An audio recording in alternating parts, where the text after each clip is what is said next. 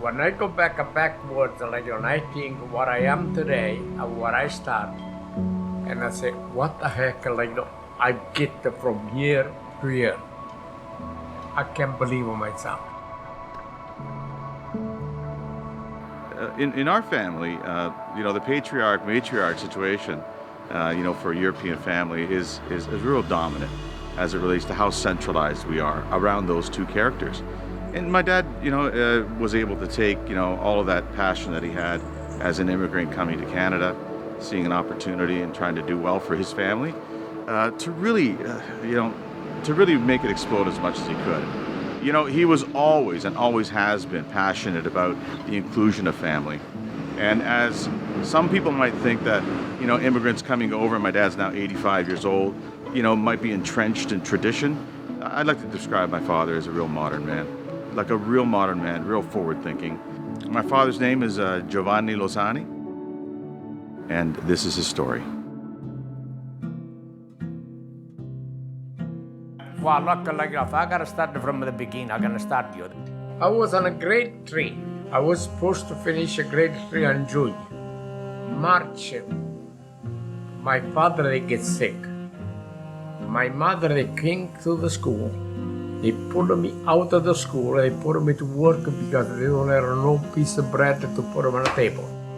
Because we were 4 brothers and 2 sisters. I was the oldest one. They sent me to work. I went to work on a farm. You know where there was on my paycheck? Piece of cheese, piece of bread, and a jug of milk to take home for a brother and sister. I worked there on a farm for a year. Then I started to be a shepherd. I was 12 years old, 12, 13, and I done them up to 22 years. And I had 400 sheep. Sold them. I pick up the money, I give it to my father. Maria, my wife, she had a father and mother here. They sponsor us. We live in Italy. He was 2 years and 5 months. My daughter, there was 5 months.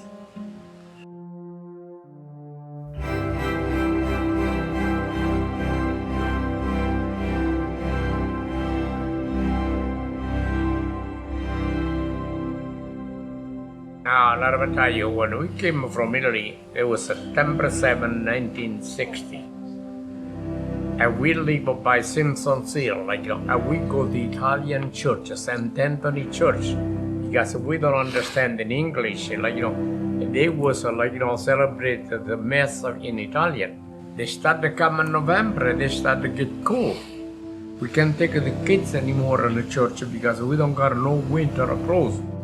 So what happened, somebody they told me, say, Mr. Losani, go see the priest, they're gonna help you. So I went there and I told him what happened. And the priest, Father Mascari, said, son, give him about a week, come back to see me, and I'll try to help you. I went back there. They give me 3 boxes with the winter clothes for the kids, shoes, everybody. I went home with the box with those 3 boxes. When my wife, they started to pull out, we started to cry out. You wanna know something? That was about 59 years ago. And still today, I still support the church. Yes, you do. Because I remember when I was hungry, they give me a piece of bread.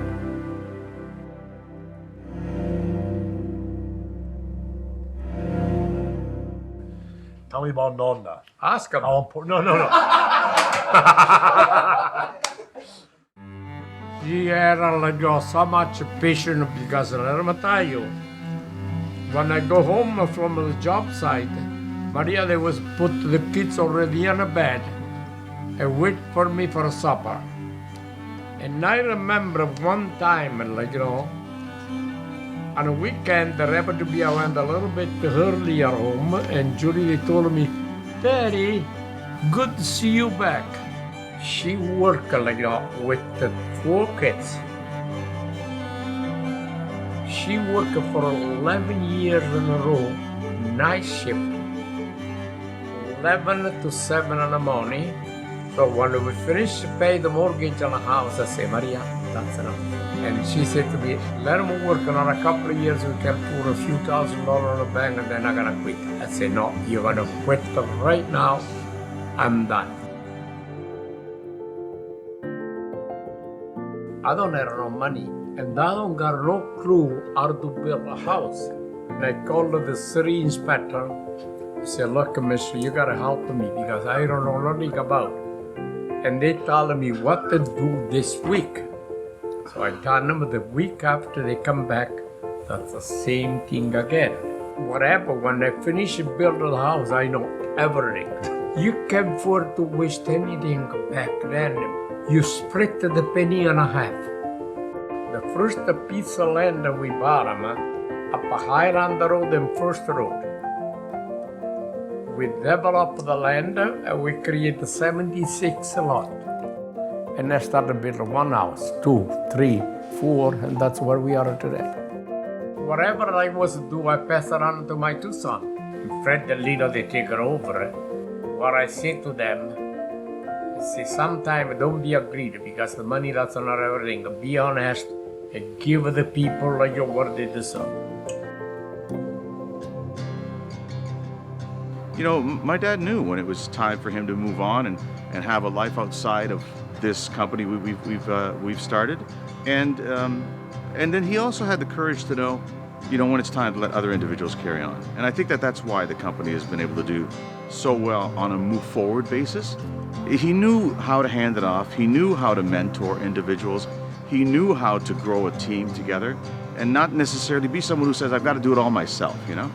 And so I think in terms of his modern thinking that way and seeing a vision forward as being one of the huge reasons why we've been able to, you know, take that baton, you know, and then move it forward. And I'm really proud of him for that, you know, and we feel especially privileged to have been able to have that kind of a head start. You know what's the most important for me? To help the people they need help. That's the most mean to me today. If somebody they need help, we like to help. When I go backwards, like, and I think what I am today and what I start, and I say, what the heck, like, I get from here to here. I can't believe it myself.